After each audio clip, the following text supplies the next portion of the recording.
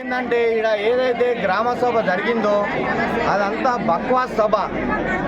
ఎవరికి రావాలో వాళ్ళకి వచ్చినాయి, నిజమైన అర్హులకి ఎవరికి రాలేవు. అది ఎవరాల వరకు కూడా మేము ఇవ్వడం జరుగుతుంది అని చెప్పేసి వాళ్ళు అంటున్నారు. అదంతా తప్పు. ఈ ఒక్క జాబితానే ఫైనల్ అని చెప్పేసి మేము అనుకుంటున్నాం.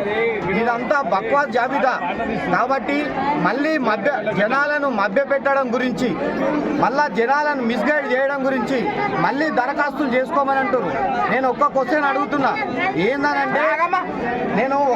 అడుగుతున్నా ఏందనంటే ప్రజాపాలనలో దరఖాస్తులు చేసినటువంటి ఎక్కడ వెళ్ళినాయి, ఆన్లైన్లో దరఖాస్తు చేసుకున్నటువంటి ఎక్కడ పోయినాయి, మళ్ళీ ఇప్పుడు కొత్త ఎందుకు చేసుకోమంటుర్రు?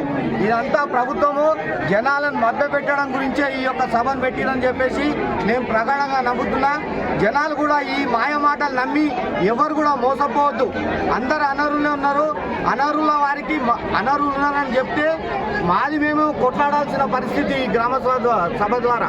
కాబట్టి అది దృష్టిలో పెట్టుకొని ఎవరు కూడా మోసపోవద్దు. ఇదంతా బేకార్ సభ, బేకార్ గ్రామ సభ, ఇది ఒక పార్టీ ప్రచార సభ అని చెప్పేసి నేను చెప్తున్నాను. ఇలా తొలగించడం జరిగింది. ఇంతకుముందు గత ప్రభుత్వంలో అర్హులైనటువంటి వారి పేర్లు కూడా ఇప్పటి వరకు ఇందులో లేవు. ఇంకా మళ్ళీ ఏంటంటే